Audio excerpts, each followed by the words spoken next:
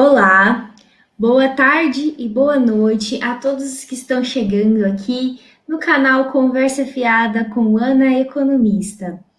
Com muita alegria e satisfação, estou aqui hoje com a professora Rosana Nazari para um bate-papo sobre juventudes, tá? A professora Rosana vai se apresentar para vocês e também vai explicar por que vocês não estão vendo aqui o rostinho do professor Conrado, que também era o nosso convidado, tá? Então, boa noite, professora, seja bem-vinda. Boa noite, muito obrigada, Ana Carolina.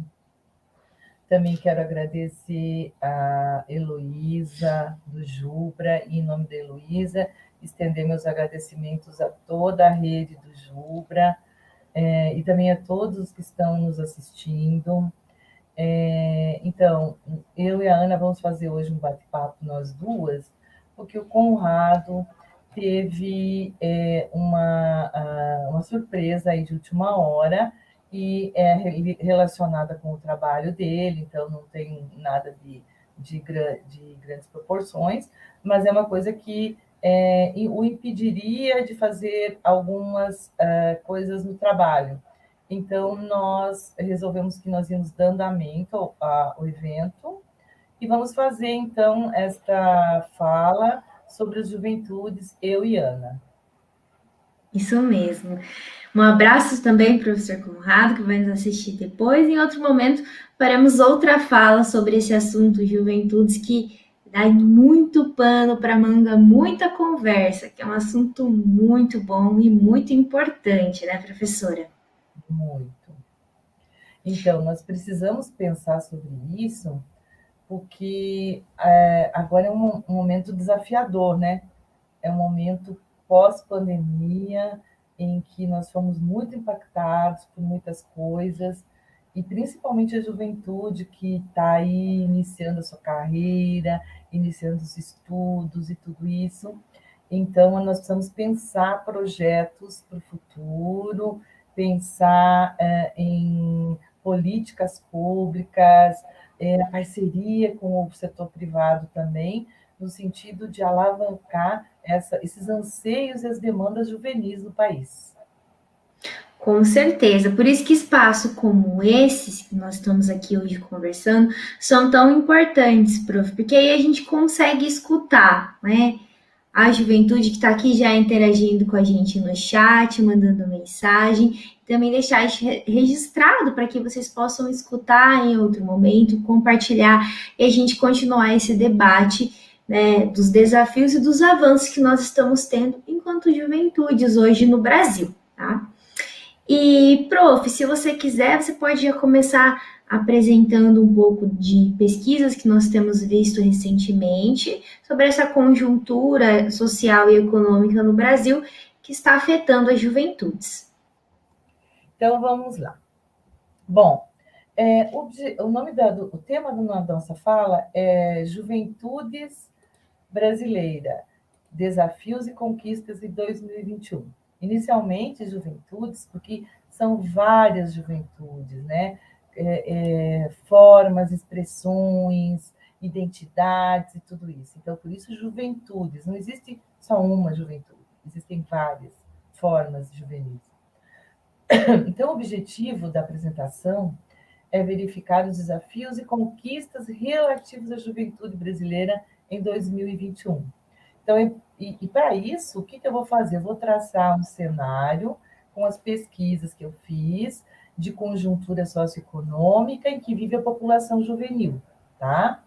Então, pelo mundo, os jovens, eles protagonizam estilos de vida, mudanças comportamentais, inovações tecnológicas, culturais, e, ao mesmo tempo, lidam com os problemas sociais, políticos que impactam seus movimentos, bem como novas identidades e multiculturalidades, eu diria até novos territórios, né? A desterritorialização do virtual. Então, nós estamos aqui nesse espaço, e esse espaço não tem território, mas ele está no território virtual. Então, como explorar esse conceito e essas formas de comunicação e envolver a juventude no sentido de que eles consigam protagonizar as suas demandas, encaminhar os seus anseios e fazer desse espaço um espaço muito mais político, social e democrático, com essa pluralidade de opiniões todas que se tem. Então, é esse sentido que a gente gostaria de começar a utilizar mais. Em vez de a gente deixar esse espaço, como sempre é feito na democracia, para os lobos, para os fake news, a gente aproveitar esse espaço para melhorar a condição juvenil no Brasil. Acho que isso é importante que se diga. Então, nós temos muitos descompassos sociais no século XXI, que aprofundam o distanciamento entre diferentes segmentos da sociedade, estimulam problemas históricos, trazem, então, o autoritarismo, o preconceito, que, claro, é travestido por novas roupagens e linguagens que se reproduzem e produzem uma sociedade, por exemplo, em que os avanços sociais são vistos como estímulos ao ócio, né? A valorização da diversidade cultural como apologia à desestruturação social, a política como corrupção, os movimentos sociais como terrorismo, a liberdade de escolha como ofensa, a violência civil e policial como solução para os problemas sociais, e a meritocracia como oportunidades desiguais em uma retórica do mercado. Então, diante disso, é importante os jovens estarem conscientes desses impactos e da importância que eles têm e da opinião deles para fazer esse país um país melhor para todos, né? Então, nesse cenário desafiador de pensar as políticas juvenis, é urgente a rede como a Jubra, por exemplo, que é essa que nós estamos aqui fazendo o evento, porque ela torna-se uma organização de suma importância na promoção desse protagonismo dos jovens, tanto nos processos socioculturais, políticos, econômicos. Diga-se de passagem que os estudos e pesquisas foram muito impactados nos últimos anos, até pelo desmonte da questão da educação superior no Brasil e tudo mais. Então, quando nós nos unimos numa rede como a Jubra, nós temos condições de fazer estudos, comparar, conversar com os nossos colegas que também trabalham pesquisas de juventude, e isso nos torna mais fortes para alavancar um novo processo que está aí diante dos nossos olhos, não é? Para a gente poder concretizar algumas coisas também. Então, são muitos os temas que pautam a política juvenil no Brasil. Desde saúde, educação, violência, escola, sociedade, criminalidade, sistema socioeducativo, a questão prisional, a Agenda 2030 da ODS, a saúde sexual, a saúde reprodutiva, a questão do aborto, a questão do suicídio, tudo isso tem que ser encarado de uma forma científica para que a gente possa trazer soluções e propor novas políticas para resolver essas questões. Então, além disso, a conjuntura política que nós estamos vivendo, ela fragiliza as oportunidades, os recursos públicos servem interesses de grupos. Como exemplo, né, que a gente pode ter esse ajuste fiscal, que terá um impacto negativo nas políticas sociais, abrangendo a política de juventudes por 20 anos, o que compromete até 2 gerações. Então, esses fatores têm como principal resultado uma ampliação da desigualdade, da injustiça e a falta de perspectivas futuras. Então, vamos lá aos dados. Segundo os dados levantados pela Fundação Getúlio Vargas, com base na Pesquisa Nacional por Amostra de Domicílios, o PNAD, contínua, que é uma pesquisa contínua realizada pelo IBGE, os jovens entre 15 e 29 anos correspondem a 23% da população brasileira, somando mais de 48 milhões de pessoas. Tá? No entanto, essa população ela está sendo impactada por um arranjo entre desemprego, crise econômica, desmonte das políticas sociais do atual governo, a promoção, a questão da escassez de alimentos, políticas precárias no período da pandemia e do Covid-19, que nós não tivemos um respaldo do governo no sentido de nos dar segurança e, inclusive, para os jovens, assim, de dar uma apaziguar, de dar um alento à juventude. Então, nesse sentido, acho que os profissionais de educação, que tiveram também muitas dificuldades em migrar para esse espaço desterritorializado, que é o espaço virtual, tiveram um papel fundamental, de alguma forma, na tentativa de fazer com que esses jovens continuassem a estudar. Então, assim, foi uma energia, uma coisa assim, muito promissora, e eu tenho muita satisfação em saber que a gente participou disso e colaborou nesse momento tão importante da história da humanidade e do Brasil, né? Então, esse desmonte das políticas sociais, ele é nitidamente visto na questão educacional, mesmo em relação ao que se fala hoje, se comenta, em relação à crise no INEP, por exemplo, a coisa de que vem sendo muito criticada, né? E a questão de que sempre colocam como se a história não existisse, quer dizer, como é que nós vamos omitir a história do Brasil para os nossos alunos?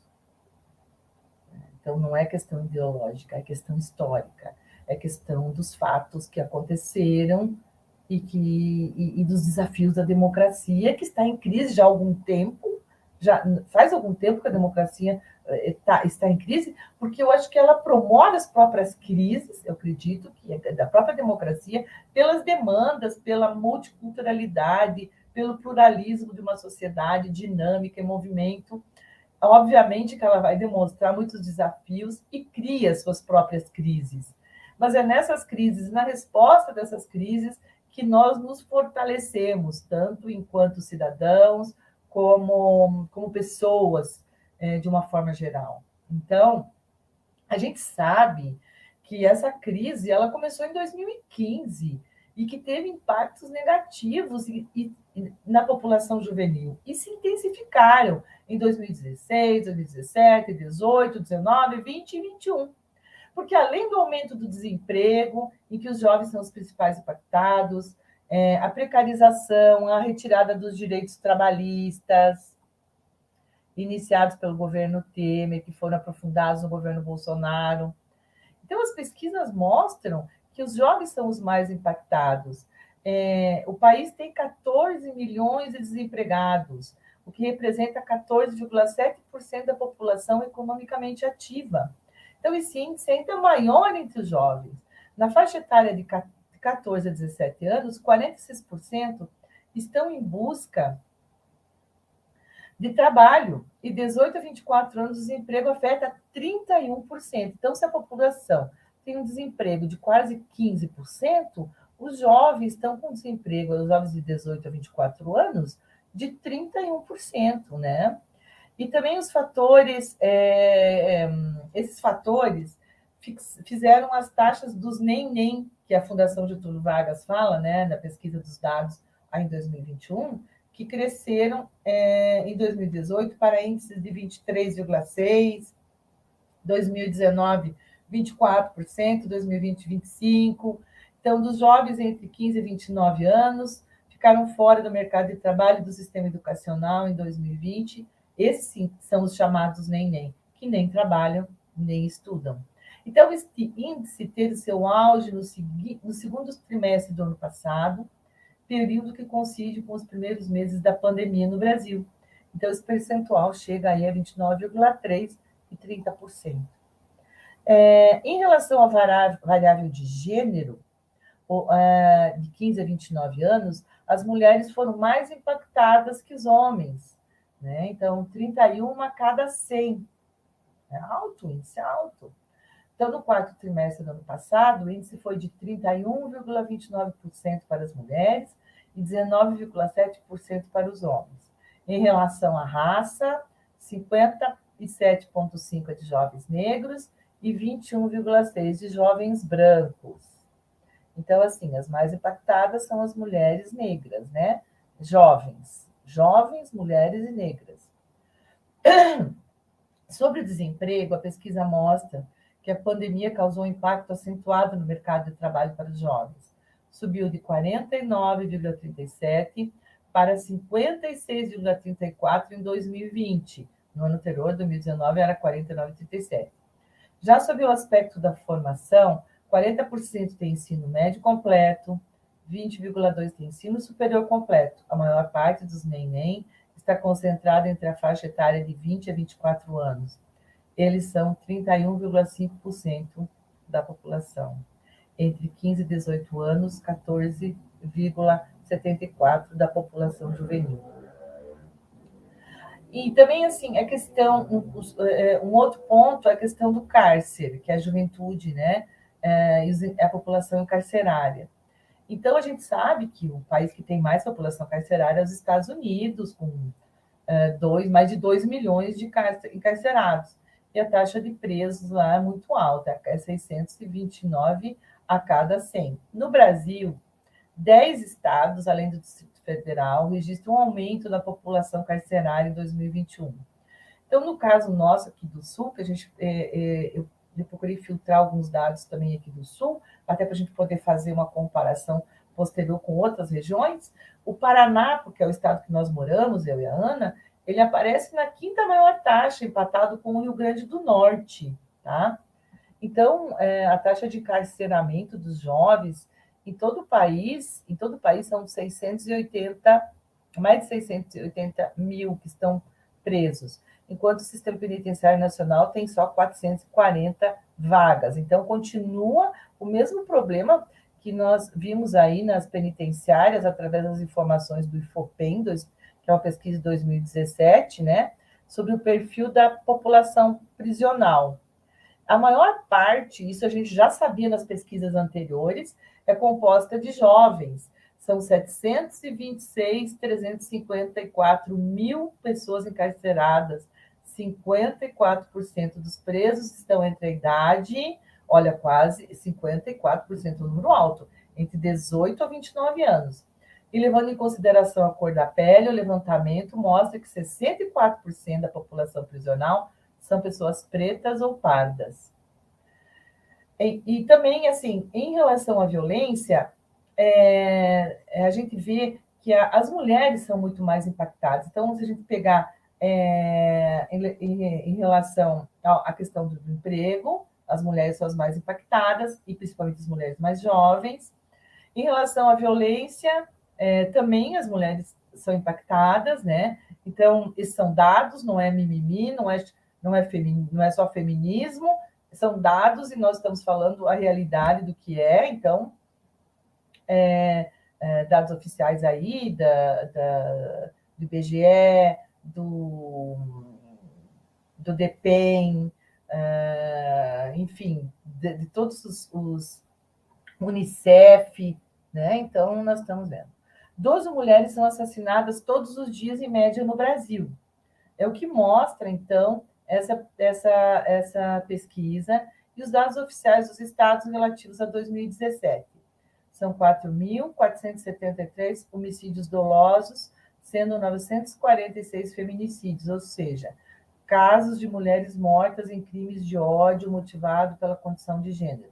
Mas eu sempre falo, é importante falar sobre isso, né? Fazer esse recorte de gênero, porque uma mulher assassinada a cada 2 horas no Brasil. É uma taxa de 4,3 mortes para o grupo de 100 mil pessoas de sexo feminino. Então, se a gente pegar o relatório da OMS, o Brasil ocupa a 7ª posição das nações mais violentas contra as mulheres, num total de 83 países. Então, o perfil da violência mostra as mulheres jovens são as principais vítimas.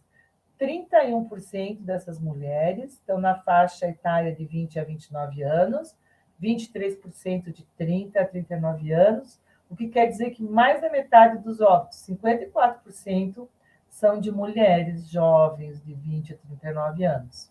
né? A maioria são jovens, de novo, negras e com baixa escolaridade. Então, mais uma vez, aparece a variável de educação aí nessa questão. Então, em relação à saúde, que segundo o Estatuto da Juventude, né, a saúde é um direito garantido ao jovem brasileiro, a coisa, considerando suas especificidades, diversidades, o jovem tem direito à saúde, à qualidade de vida e tudo isso. Só que isso se mostra muito bonito no Estatuto, né? E, assim, a gente vê também todo um esforço, avanços da política de atenção à saúde ao jovem, por meio do sistema do SUS, do sistema gratuito, as ações preventivas, educação, a inclusão de temas relacionados ao consumo de álcool, drogas, sexualidade, reprodução e habilitação, capacitação profissional também. Mas uma coisa importante pós-pandemia, que nós vamos ter que investigar também, é a questão sobre a saúde mental dos jovens, né? Que os jovens vivem situações estressantes e perturbadoras que são particularmente vulneráveis para promover problemas mentais e doenças. Metade das doenças mentais começa aos 14 anos, mas a maioria dos casos não é detectada nem tratada. Então, se a gente for ver o descaso em geral, e ainda falar em saúde mental, que é uma coisa super importante que a gente sabe hoje, a saúde mental, a saúde emocional, a saúde financeira, tudo isso faz parte de um conjunto de coisas que são necessárias e têm que ser tratadas e abordadas. Coisas que, por exemplo, na minha geração, a gente não tinha acesso. A questão da inteligência emocional, a questão de saber tomar boas decisões, de treinar isso, de fazer isso de forma como um aprendizado de vida mesmo, a questão mesmo que eu vinha comentando com a Ana antes, sobre a questão da educação financeira, de como é importante isso para esse novo perfil socioeconômico e de mudanças todas na questão previdenciária, aposentadorias e tudo, o jovem, então, ele vai ter que repensar, não é mais como o pai, o avô, que tinham algumas certezas, algumas coisas na vida e tal. Eu costumo dizer muito isso para os meus alunos. Vocês mudaram, vocês estão vivendo um outro momento e que vocês vão ter que se reinventar algumas coisas, entendeu? Porque o desmonte dessas coisas todas, dessas garantias que nós tínhamos, e que não foi uma coisa nos dada, mas muito trabalhada, conquistada às duras penas, elas voltam na cena e na pauta dessas questões juvenis. Tá? Então, esses assuntos são muito importantes. Então, de acordo com o mapa da violência, em 2014, entre 1980 e 2012, também subiram as taxas de suicídio, subiram 62,5%, aumentando o ritmo a partir da virada do século, tanto para o conjunto da população quanto para a faixa mais jovem. A partir dos 17 a 18 anos de idade, as taxas se apresentam acima da média nacional, fixando-se em torno de 5 suicídios para cada 100 mil habitantes. Também chama atenção o aumento de 33,5% para a faixa etária entre 15 a 19 anos. Então, segundo a Unicef, o impacto da Covid na saúde mental dos nossos jovens é significativa. Mas elas também mostram uma outra coisa, né? Essas análises indicam que esses transtornos mentais entre os jovens acarretam uma redução de contribuição para a economia. Então, quando a gente vê a questão pelo lado da economia e transforma isso em dólares no mundo, os jovens não estando nessa cadeia produtiva, sendo impactados por questão de saúde mental, a economia mundial sofre um impacto de 390 bilhões por ano de dólares que poderiam estar aí injetados nas cadeias produtivas. Então, tanto as crianças como adolescentes e jovens sofrem esse impacto. E a Unicef, que no seu relatório, ela mostra que no século XXI tem um estudo feito que não está traduzido ainda, que é do State of World Children, de 2021, que mostra assim, que é necessário fazer investimentos. E segundo as últimas estimativas disponíveis também, Calcula-se que mais de 1 em cada 7 meninos e meninas com idades entre 10 a 19 anos viva com algum transtorno mental diagnosticado. Então, você imagine, se esses são os diagnosticados, né? 1 em cada 7. Tá? Imagina os que não são diagnosticados. Ou seja, são pessoas que dizem que têm algum tipo de ansiedade, que têm algum tipo de transtorno, que estão em pânico, enfim, são muitas coisas. Tá? Então, quase 46 mil adolescentes morrem por suicídio a cada ano, que é o que nós estávamos falando antes. É uma das 5 principais causas de morte de jovens. Enquanto isso, persiste grandes lacunas entre necessidades de saúde mental, financiamento de políticas voltadas a essa área. Então, o relatório constata que apenas cerca de 2% dos orçamentos governamentais de saúde são alocados para a questão da saúde mental. Então, é muito pouco e tem uma lacuna imensa aí para que nós reivindiquemos nos próximos momentos aí na política nacional.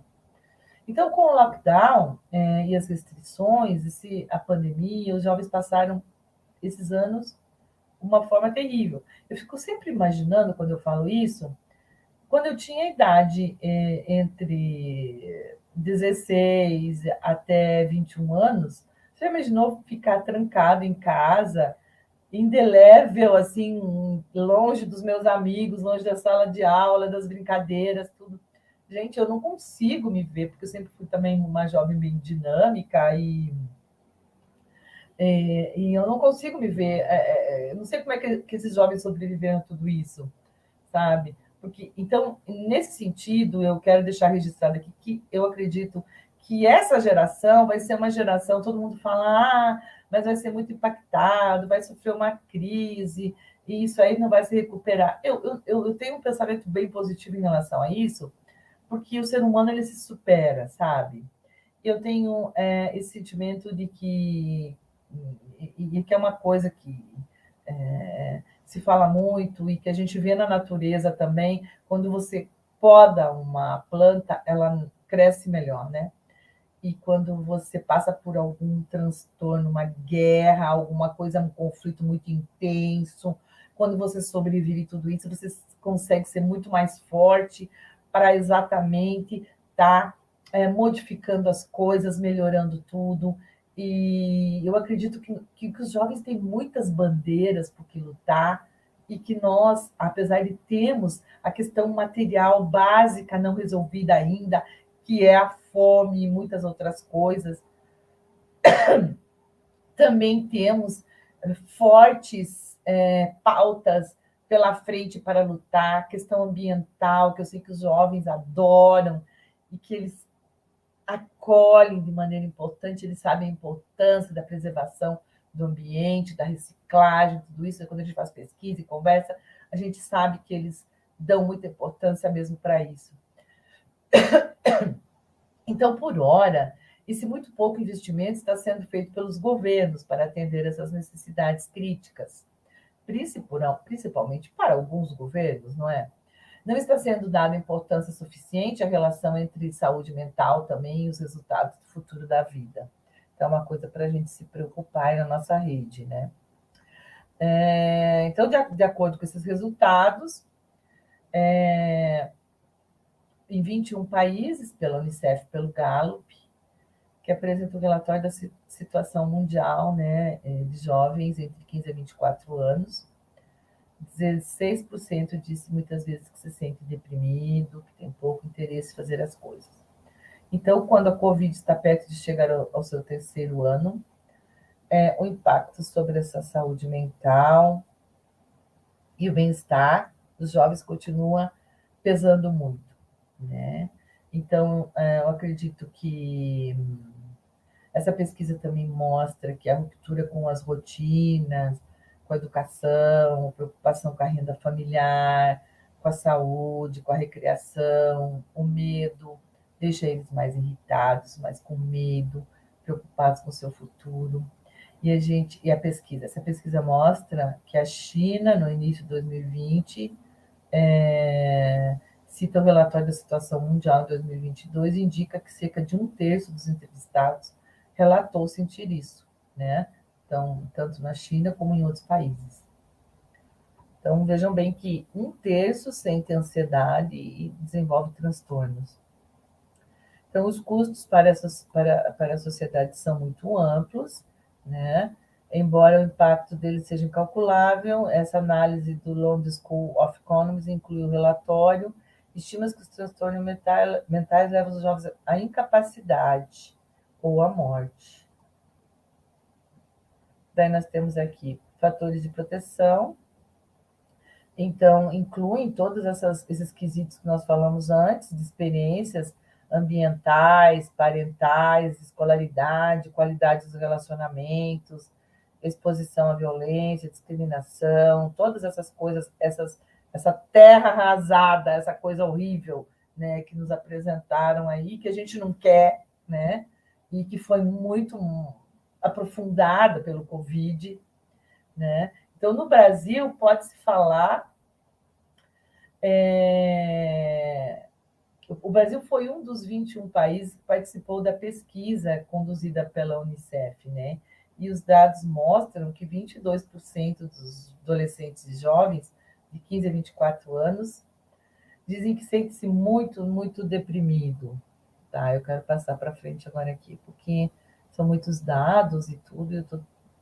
Tá, em relação agora a algo que poderia ser um canal de libertação para tudo isso, porque é o espaço político, é o espaço de socialização política que os jovens poderiam aproveitar muito mais para demandar os seus desejos, as suas expectativas. Então, nós temos assim o cenário que se cria em relação à política no Brasil.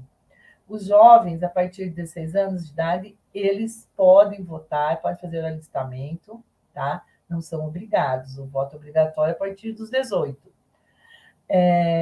Então, quando a gente estuda socialização política, é muito importante essa faixa etária entre 16 e 17 anos, quando os jovens vão lá e se alistam no sistema eleitoral.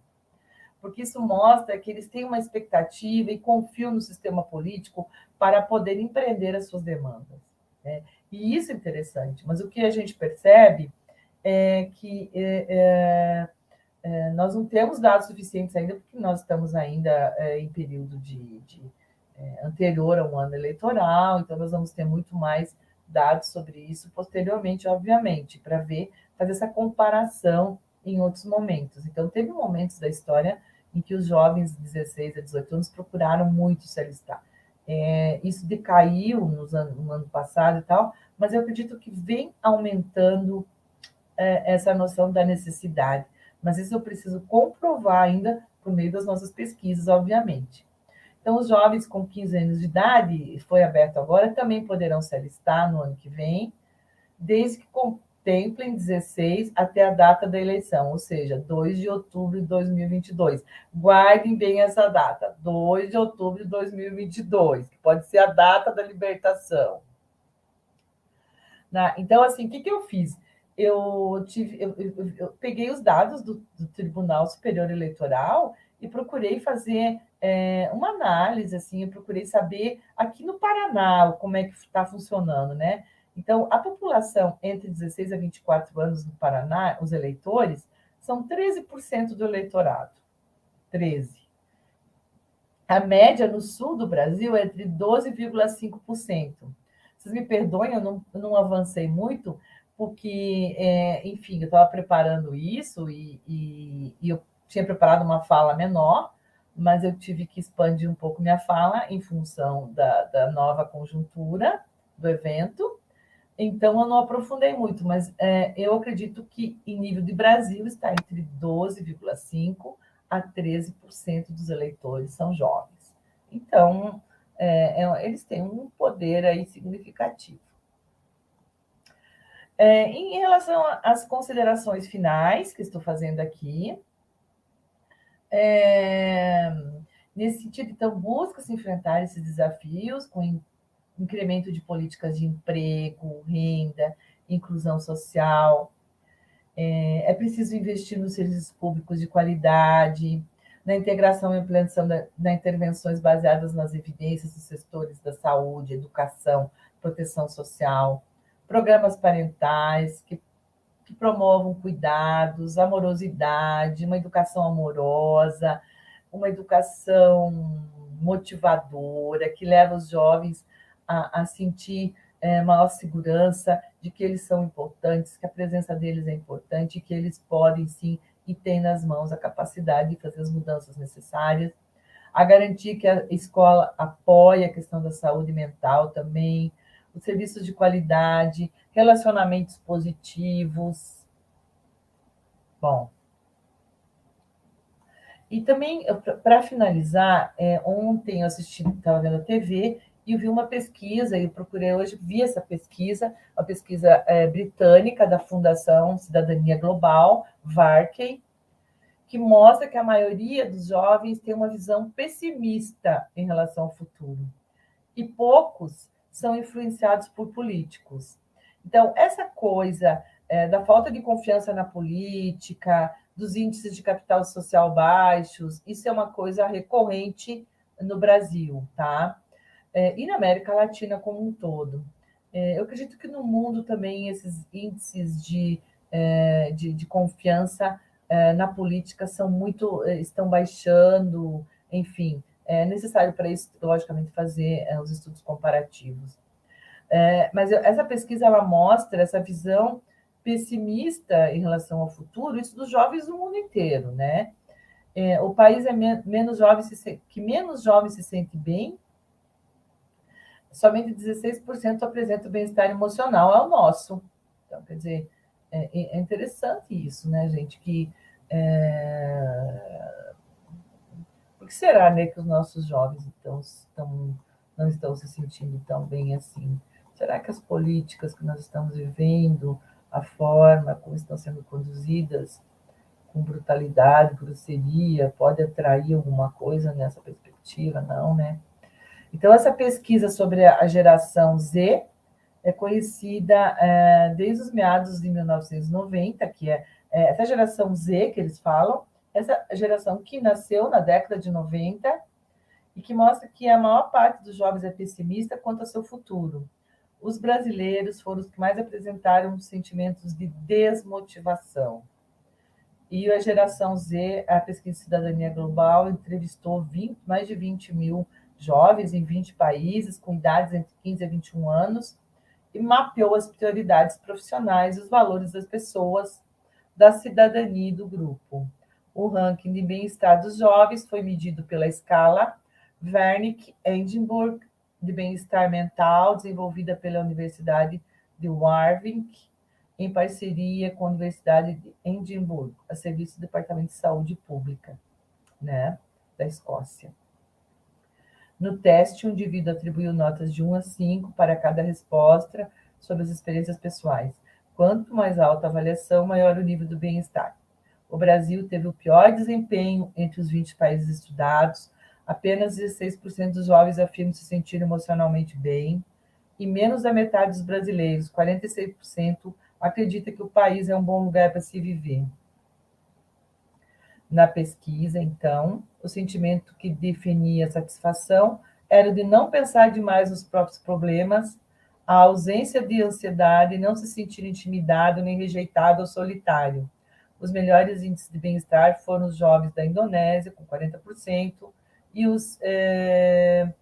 de afirmação positiva de Israel. Os homens se declararam mais felizes que as mulheres, jovens. O mesmo ocorre com os países emergentes, eles se sentem mais felizes do que os países desenvolvidos. Então, deixa eu ver aqui. Então, os jovens dos países emergentes, eles se sentem mais felizes que dos países desenvolvidos. Quer dizer, então, que os nossos jovens estão mais felizes. Os maiores temores dessa geração são motivados pelo terrorismo.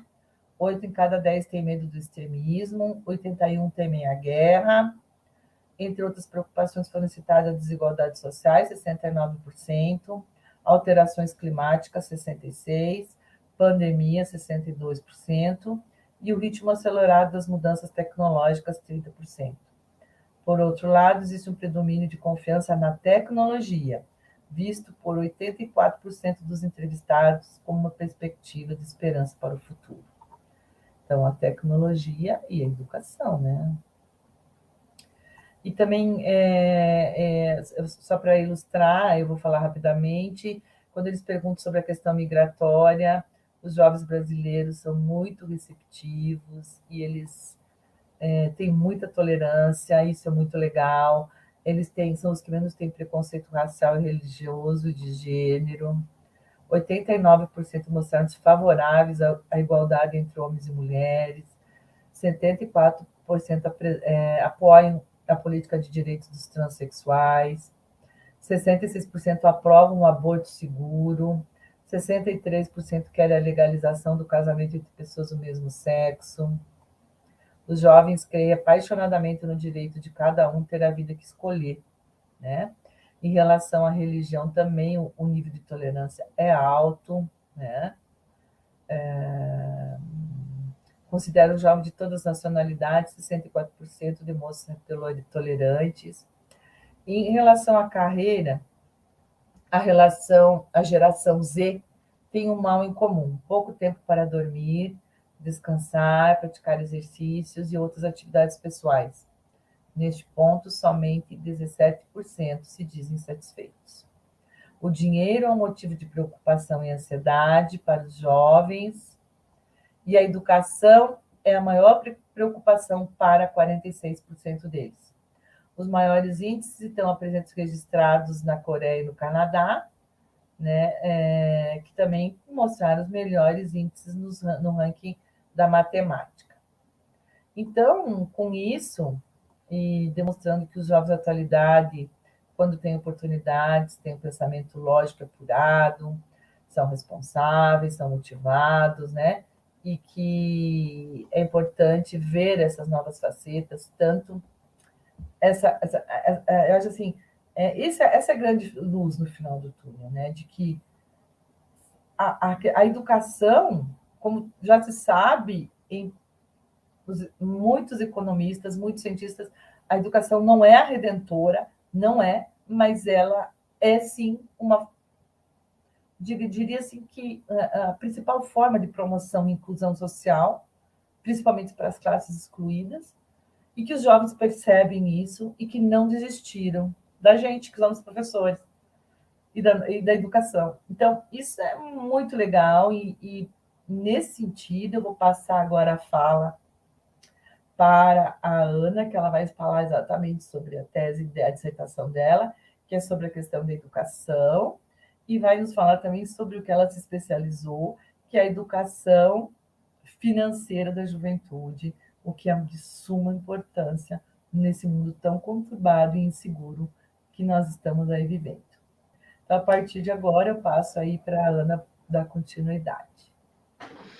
Muito obrigada, professora Rosana, pela sua fala. Você trouxe dados muito importantes, né? Dados que chamam a nossa atenção, que estão aí nos alertando para que a gente possa aí lutar em várias frentes, né? Em várias bandeiras, para que as juventudes consigam fortalecer seus espaços e voltar a buscar esses direitos que, como você bem colocou, muitos deles vocês lutaram muito para conseguir e, infelizmente, a gente vem perdendo aí nos últimos anos. Isso não pode ser um motivo de desânimo, eu vejo que tem que ser um motivo de preocupação, sim, mas que a gente tem que ter uma esperança de agir, né, e de procurar mudar tudo isso. Pessoal, eu trouxe alguns dados aqui para vocês, eu vou partilhar aqui a tela. Alguns slides, aí eu quero ver se vai funcionar, porque é a primeira vez que eu estou fazendo esse teste. Prof, você só confirma para mim se você está vendo os slides ou só está vendo eu? Não, beleza. Obrigada. Então, como a professora Rosana já comentou, eu pesquiso juventudes, mais precisamente dentro da área de educação financeira e economia comportamental, tá? Isso fez parte da minha dissertação, que eu acabei de concluir recentemente, em agosto, defendi o meu trabalho, tá? eu trouxe alguns dados aqui para a gente refletir sobre a nossa realidade enquanto juventudes no mundo, mas também no Brasil, tá? Apenas recapitulando, já como a professora citou, a gente tem entre as juventudes uma preocupação muito grande com várias questões, como a prof citou agora no final, né?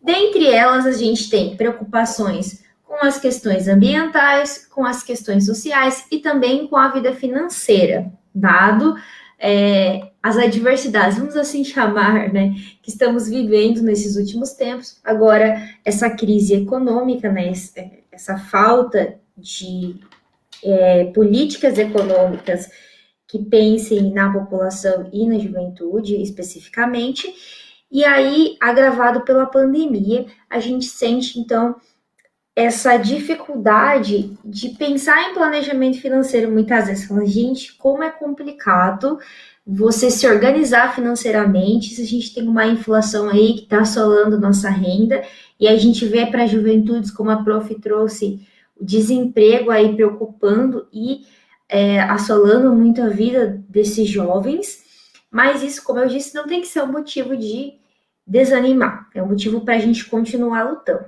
né?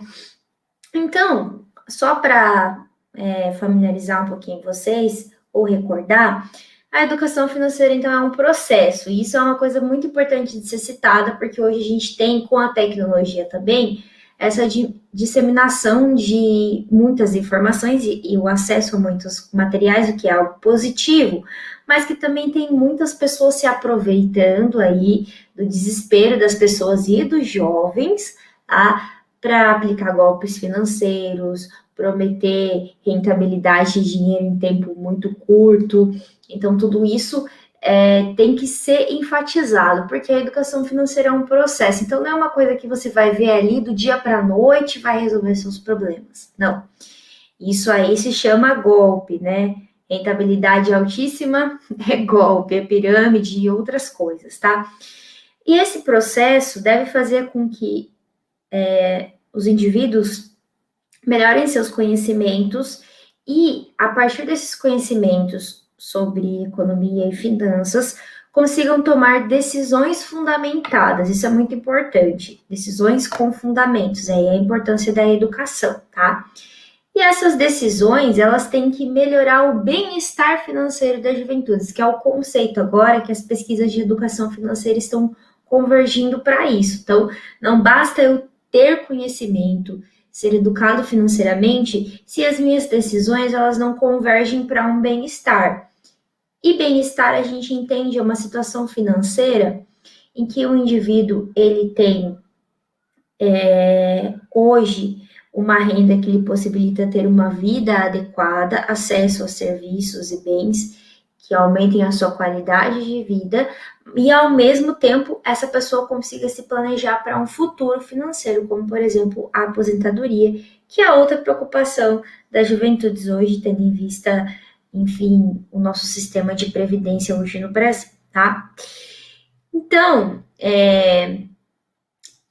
a educação financeira, ela deve convergir para que a gente aprenda, entenda como funciona o mercado, como a taxa de juros, inflação e outras variáveis econômicas afetam a nossa vida no cotidiano, deve nos ajudar e induzir a um consumo consciente, que é outra preocupação que é muito bom ver jovens cada vez mais preocupados e engajados nessa temática, na utilização do crédito com prudência para se evitar o endividamento, na realização de um orçamento, que é planejamento, e no entendimento de que é importante poupar, ou seja, você fazer reservas para projetos e para o seu futuro. Isso tudo vai garantir a manutenção e organização das finanças, tá?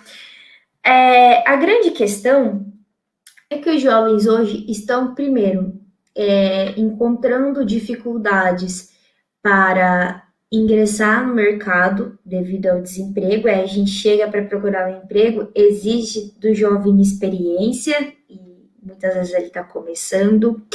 Soma-se a isso a questão educacional, né, bem como a professora trouxe, as dificuldades que os jovens têm hoje, depois dessas políticas que vieram cortando vários subsídios e investimentos para que os jovens conseguissem ingressar na universidade e também na parte de pesquisa, né? A gente sofreu com muitos cortes de bolsas. E aí, com isso tudo, como a prof disse, a educação é propulsora de uma melhora de vida e também do aumento de renda. O jovem está tendo dificuldade de viver o presente, assim como as famílias em geral. E aí, obviamente, se não consegue viver o presente com as suas finanças, você não vai conseguir pensar o futuro. E o que acontece é que a gente presencia hoje uma situação de endividamento entre essas juventudes, que eu já vou falar um pouquinho mais sobre isso, tá? Mas eu trouxe alguns dados aqui também para reforçar a importância da gente estar falando desse assunto diante desse contexto, tá? Tem um estudo que saiu no final do ano passado, mostrando que os países têm se preocupado com o nível de educação financeira dos seus cidadãos, tendo em vista que isso impacta a economia, a macroeconomia, né, o contexto macroeconômico. E isso está acontecendo, infelizmente, porque a gente está vendo esse movimento de desmonte do Estado e redução de programas de assistência social, programas e políticas para garantir emprego, previdência, somados às mudanças demográficas, aos avanços tecnológicos, tá? Tudo isso vem mudando a questão e a nossa relação com as finanças e vem transferindo a responsabilidade disso para o indivíduo, o que é algo que não é positivo. Mas, infelizmente, dado essa situação hoje, nós precisamos cada vez mais estar educados financeiramente e proporcionar às juventudes espaços e conhecimento que compreenda a sua realidade, seu projeto de vida, os seus anseios e as suas realidades. Porque uma coisa é um programa de educação financeira para as escolas, outra coisa é um programa de educação financeira para as juventudes, outra coisa é para os idosos, porque são diferentes etapas do ciclo de vida, diferentes sonhos, diferentes projetos, diferentes situações e diferentes problemas. Então, é muito importante que as instituições e, enfim, outros espaços que a gente tem acesso, como esse que nós estamos aqui, fortaleçam esses debates para que a gente se sinta amparado e encontre conhecimento para que possamos, então, organizar nossa vida financeira e tirar, né, ter uma preocupação ali a menos dentre as outras que a juventude já tem, certo? Então, como eu disse, inclusive decisões como investir em educação, devido a esse desmonte que a gente está vendo aí das políticas públicas, está sendo transferido para os indivíduos, e isso foi agravado pela pandemia de Covid-19, né? Inclusive, a OCDE fala da importância dos países formarem cidadãos financeiramente resilientes, né? Que é aquele termo que mostra a capacidade da gente se reinventar. E para você ser resiliente financeiramente, obviamente você precisa ter um planejamento, ter uma reserva, caso venha uma crise, você use esse dinheiro, tá? E no Brasil, a gente sabe que muitas famílias não tinham poupança. O último dado, se eu não me engano, era 5% de famílias que tinham poupança, né, poupavam uma renda, e apenas 1% que estava investindo essa renda. Então, é muito pouco. Isso se deve, obviamente, devido à crise que nós estamos vivendo. Então, a gente nunca pode transferir só a responsabilidade para as pessoas. Ana, é porque as pessoas não têm educação financeira? Sim, também é. Mas a gente tem aí uma boa culpa do Estado, que não nos dá subsídios, ou seja, não mantém um cenário econômico favorável para que a gente tenha uma vida financeira organizada. Se cada vez que a gente vai no mercado com R$100, a gente volta com menos coisas para casa, tem alguma coisa que não está dando certo, né? Eu vejo que as famílias hoje estão fazendo malabarismo para sobreviver financeiramente com coisas básicas, quando vamos ao mercado, quando vamos abastecer o carro, enfim, a questão da energia elétrica. Então, tudo demonstra uma falta de um governo que pensa, que tem um planejamento, né? Tem uma política, um plano de governo. E aí, falando mais especificamente de educação financeira no Brasil, inclusive, foi uma coisa muito triste que aconteceu nesse governo, que foi o desmonte, né? O desmonte da CONEF, que era o Comitê de Estratégia Nacional de Educação Financeira, que é um projeto que, né, uma estratégia de governo que existia aí desde 2008 e durante esses 10, quase 11 anos aí, fez muitos trabalhos, muitos projetos e estava disseminando cada vez mais atividade de educação financeira no Brasil. Inclusive, a gente teve avanços positivos, e aí ocorreu que esse órgão acabou sendo extinguido pelo governo Bolsonaro no ano passado, e ele criou um novo órgão em que ele extinguiu as parcerias que existiam, parceria públicos-privadas, então várias instituições envolvidas nesses projetos, e aí apenas alguns órgãos escolhidos pelo governo para trabalhar essas estratégias, e aí acabou aí desperdiçando 10, 11 anos de trabalho e muitas pessoas competentes que estiveram à frente dessa estratégia, tá?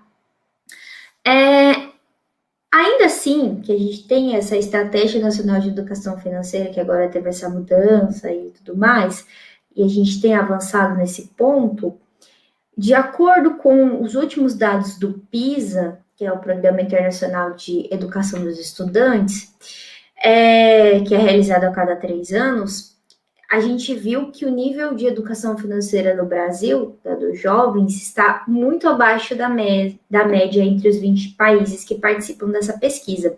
Interessante é que agora, nessa última pesquisa que saiu em 2020, existe um material específico para medir o nível de educação financeira das juventudes, tá? Então, é um material relativamente aí novo, tá? Aí a gente tem aqui os dados, tá?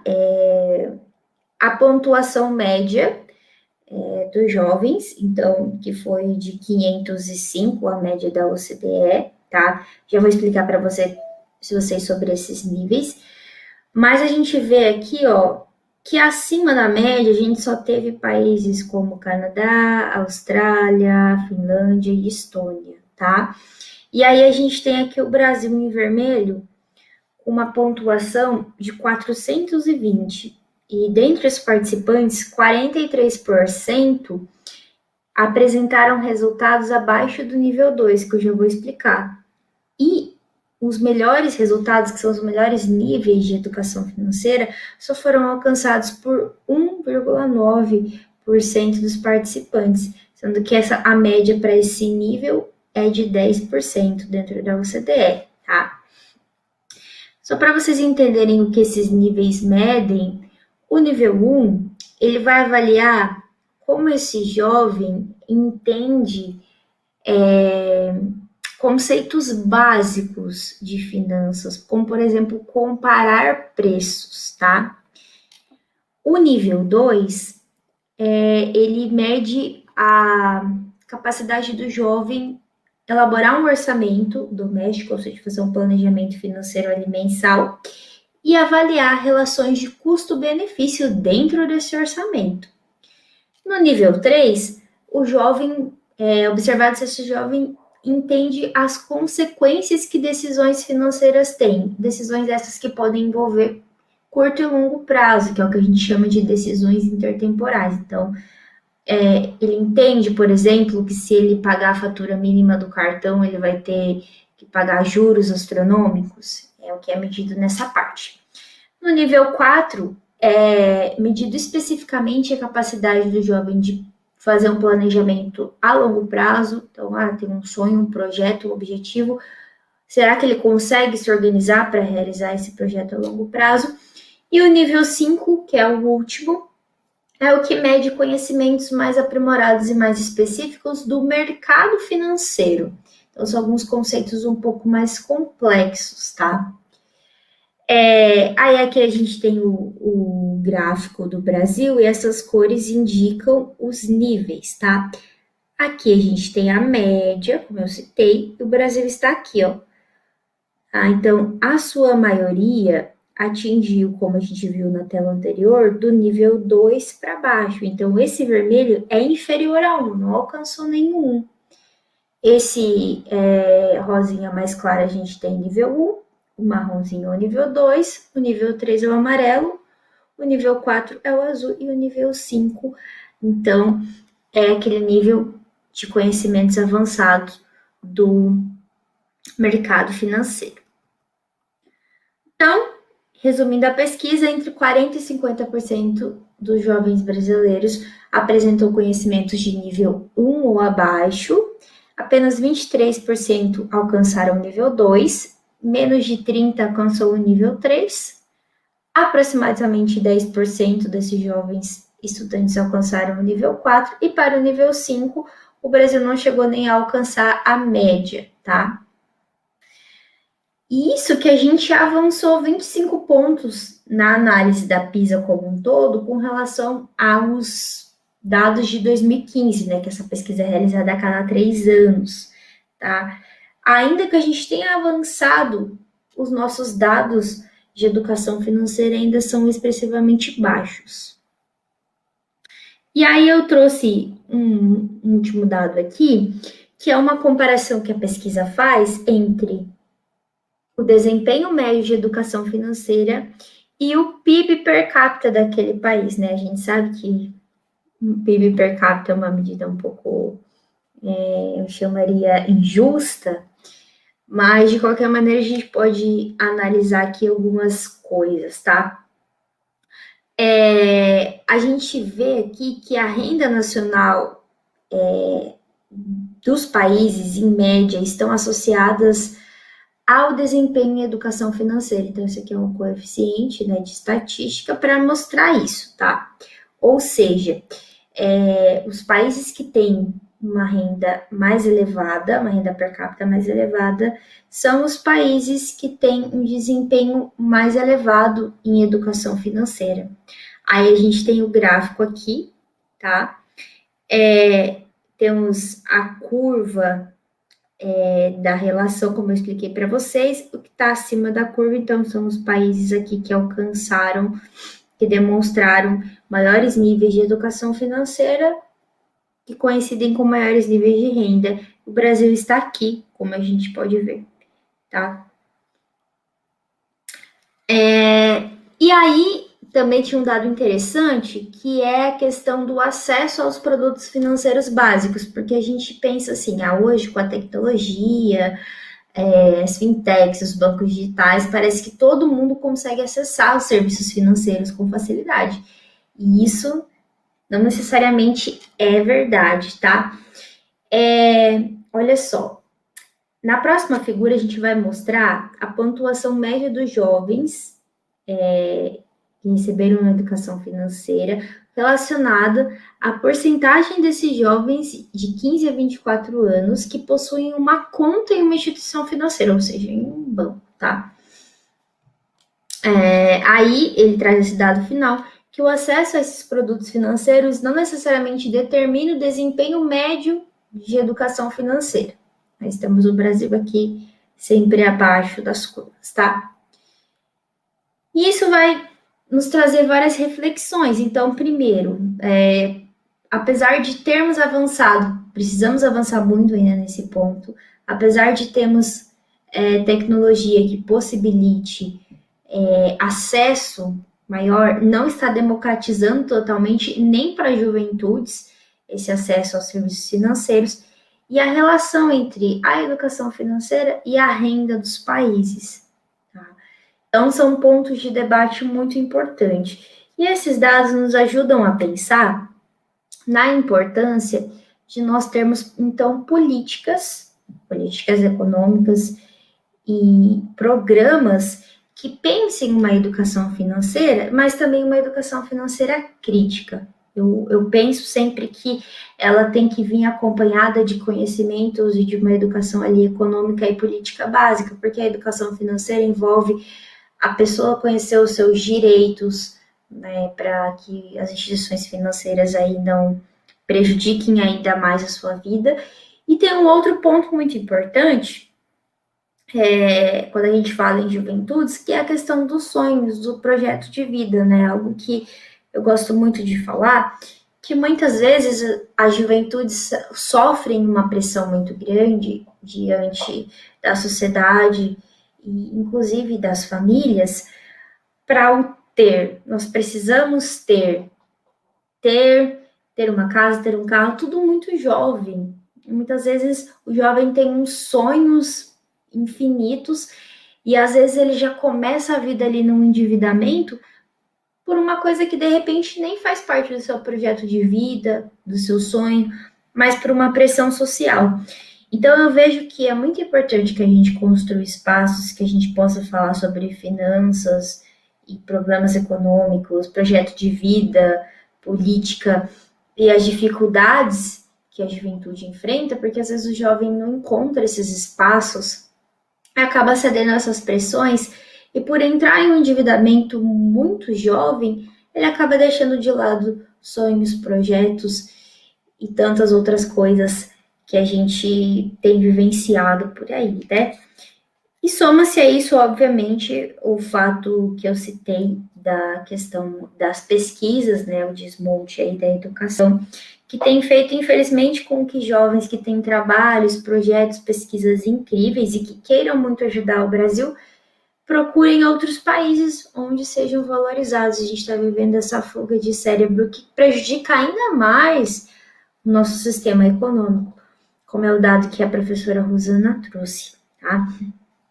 E na minha dissertação, aplicando questionários com juventudes, eu percebo quanto eles querem aprender sobre educação financeira, o quanto eles anseiam esse conhecimento, e que muitas vezes não chega até eles via instituições, às vezes vão procurar através de internet e também acabam caindo em informações erradas, golpes, e aí desistem de vez desse assunto. E pode ser também a entrada aí, a porta de entrada para o endividamento.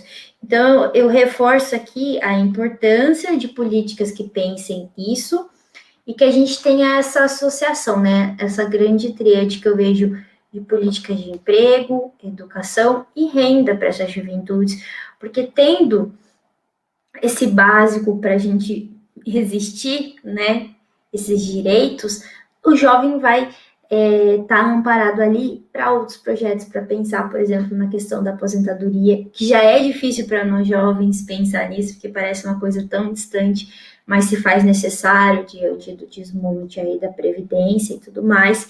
São alguns avanços que a gente teve, como vocês viram aqui com o PISA, mas são muitos desafios aí que a gente precisa enfrentar pela frente, né, para evoluir aí enquanto juventudes. E eu acho que seria isso, tá? Vamos ver o que nós temos aqui, prof, de perguntas. Olha só, o Mate, eu não sei se é Matheus ou Mate, né? Mas o Mate. O Mate disse: você está culpando o Estado pela falta de organização financeira e não citou a falta de ensino nas escolas. Qual a culpa do Estado, então? Acho que ficou confuso na hora da minha fala. Então, Mate, agora a gente está tendo um ensino, né, na grade do ensino médio de educação financeira, que é muito recente, começou agora. A culpa está aí, primeiro, né, em não fornecer esse conhecimento, seja nas escolas, seja nas universidades, enfim, né, que é algo que está recentemente aí chegando, graças a Deus. E aí, a culpa que eu digo é no sentido de transferir uma responsabilidade para a gente, que sim, em parte a gente tem responsabilidade, mas não inteiramente, porque falta uma política econômica que garanta os nossos direitos básicos, tá? Por exemplo, como que um jovem que ganha um salário mínimo e precisa pagar suas despesas sozinho, ele vai se manter e ele vai, por exemplo, pagar uma faculdade, entende? Só um exemplo básico. Então, falta do Estado, além de oferecer o conhecimento, é a oportunidade, é políticas de geração de emprego, políticas que garantam a renda, tá? É nesse sentido. E aí isso é válido para todo mundo, porque o grande problema da educação financeira é a gente só culpabilizar as pessoas, é porque as pessoas não se organizam financeiramente. Mas hoje a gente está vivendo um momento que é muito difícil, porque a gente tem aí uma situação de desemprego, inflação, endividamento, tudo junto. É um grande imbróglio, né? E aí, como a população não teve acesso a essa educação financeira e agora está com uma bomba de endividamento, inflação e desemprego, está fazendo mais falta do que nunca. E sim, a gente precisa então de uma estabilidade econômica para tudo na vida, para que aí a gente forneça conhecimento, isso vale para várias áreas, para que a pessoa possa fazer essa gestão, né? Porque senão a gente transfere essa responsabilidade para o indivíduo e aí vira aquela coisa da meritocracia, né?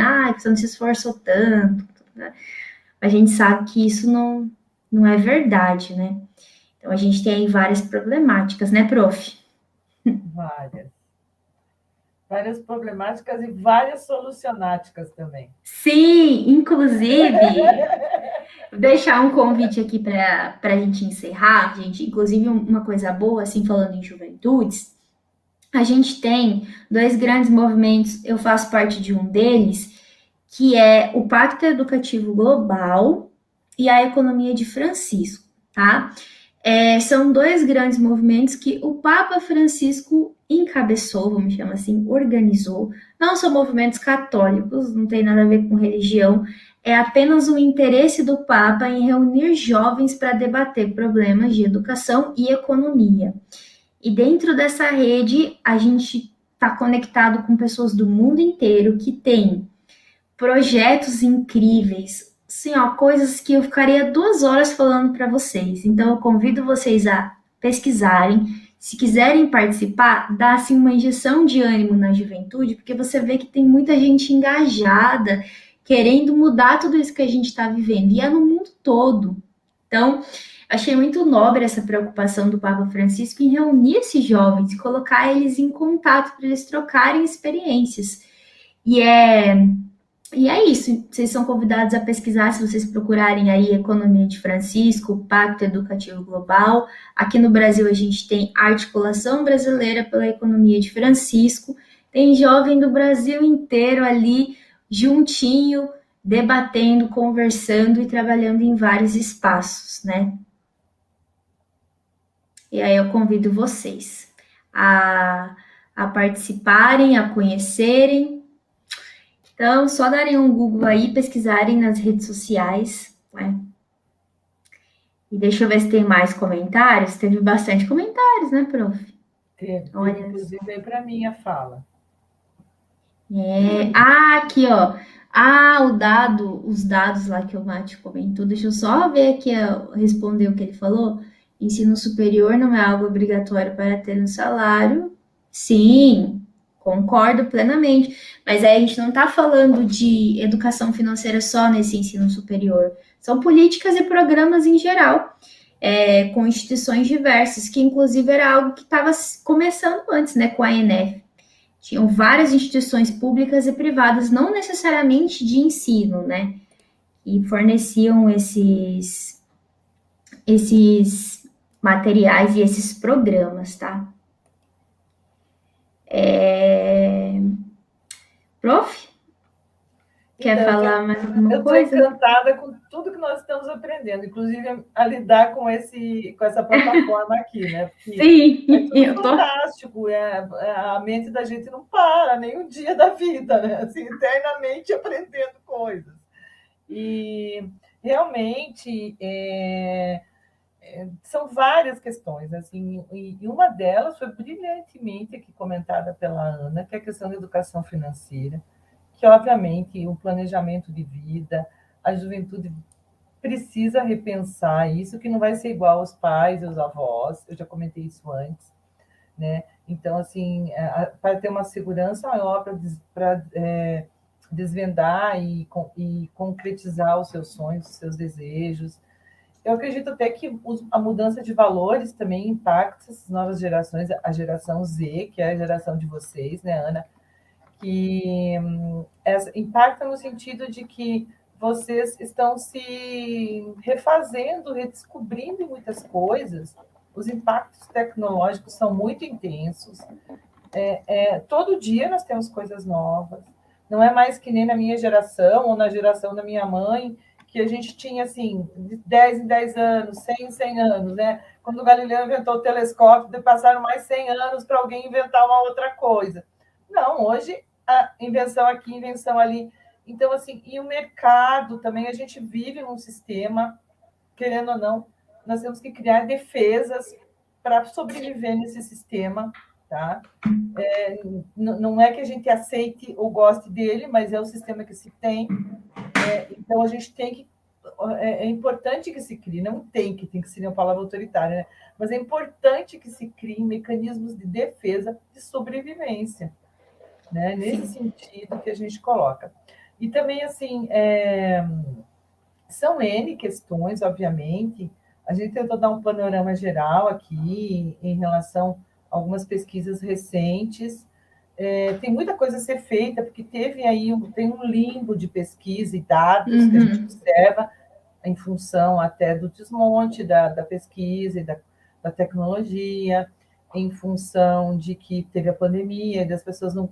Nem o IBGE não fez a pesquisa, né? Agora vai fazer, que vem, que é uma pesquisa que é necessaríssima para a gente fazer os nossos trabalhos. Então, eu acho que a partir de agora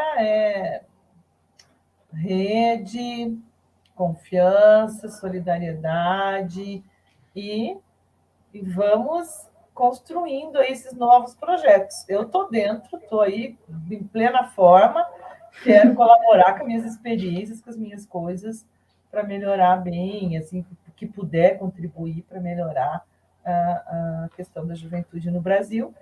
E também, assim, eu vejo essa disponibilidade nas pessoas que estão envolvidas na Jubra.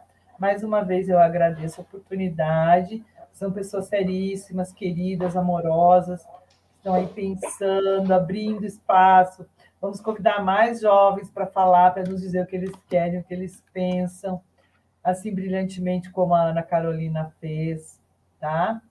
Então, é isso. Da minha parte, se tiver alguma dúvida, a gente está em todas as redes, está aí, pode contatar com a gente. Enfim, se tiver alguma dúvida, é isso, tá? Então, eu desejo a todos uma boa noite e fiquemos bem, todos nós. Boa noite a todos, obrigado, professora, obrigado, Jubra, por esse espaço, foi muito bom. Convido vocês também a participarem, se unirem à juventude da Economia de Francisco, vamos fazer umas coisas maravilhosas juntos, tá? Um grande abraço, boa noite a todos e tchau, tchau, gente!